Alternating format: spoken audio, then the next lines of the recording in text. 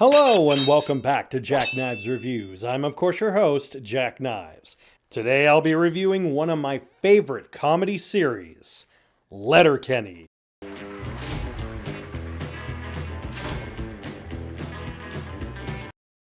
In the small town of Letterkenny, Ontario, Canada, Farmer Wayne, his sister Katie, and his two best friends, Daryl and Squirrely Dan, come face to face with challenges every day. From trying to enjoy a beer at their local bar run by the overly sexual bartender, trying to help the community fighting off degens and druggies, and overall just trying to enjoy their everyday life as much as possible. I've quoted this show so many times. It kind of irks me that it's ending, but it's also like, you know what? I'm glad it's over because it's like, it was starting to get a little waney at the end. No pun intended. One of the best things about the show is it captures that kind of character dynamic where everyone feels important. If you look at a lot of sitcoms and you look at a lot of comedy shows, there's always characters that you see kind of like, they don't really matter. They're kind of there. But when I think of like a show like, let's say Futurama, or Simpsons, or if you take out cartoons, let's look at a show like that 70s show, like Friends, like that each character brings something to the table.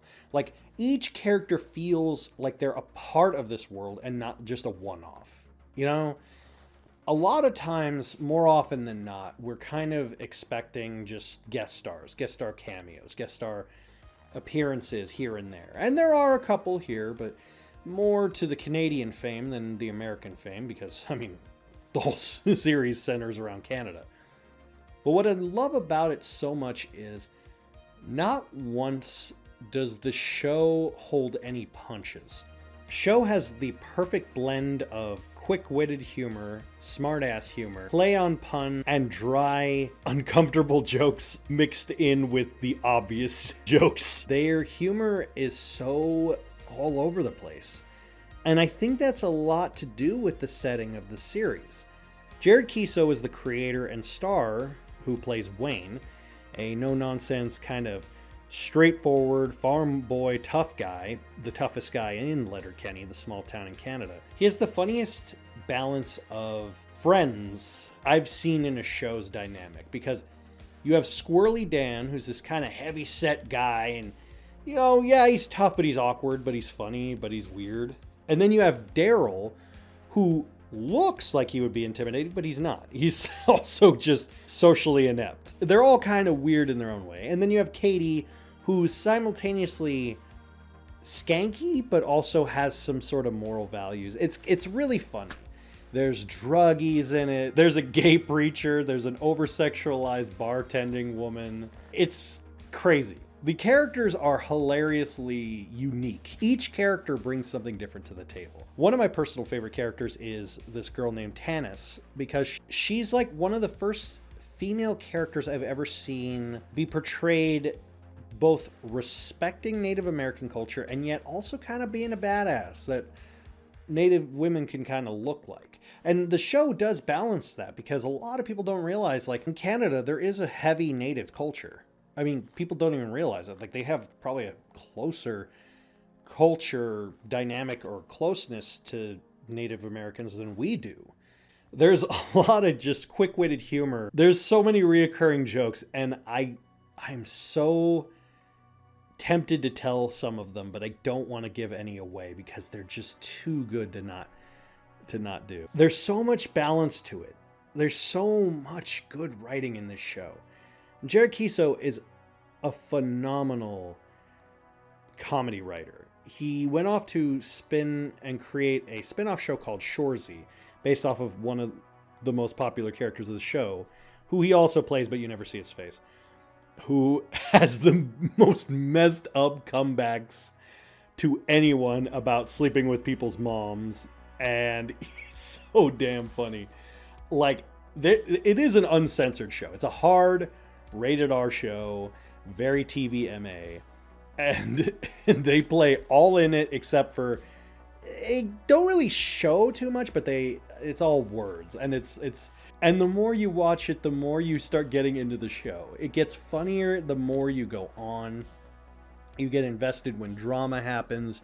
You get invested when people get into scraps. You see all this character building and character dynamics, and the writing is just so funny. Like, I quote this show all the time. Like, they do plays on words and things that I quote all the time. Like, I always say, figure it out, stuff like that. The way they talk is so damn funny. It is legitimately one of the funniest comedies.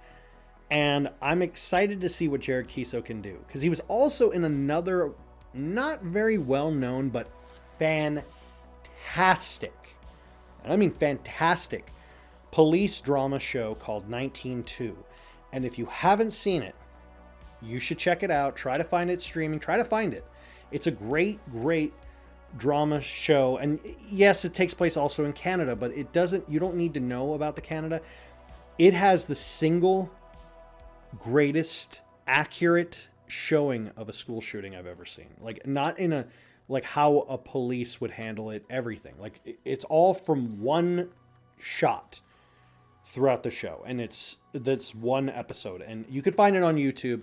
Look up 19-2 school episode, and you'll know exactly what I'm talking about. It's probably the heaviest episode. Actually won an award for its awareness in Canada.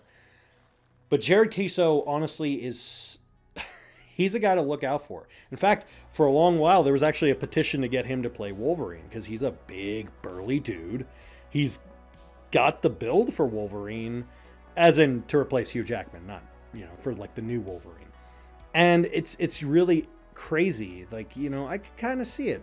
Maybe not Wolverine, but I could kind of see him like in a superhero role. The less I say about the show, the better, because I honestly think it's really worth your time. It is so damn funny. I'm just so happy I've seen it. I'm so happy to say it's one of my favorite series.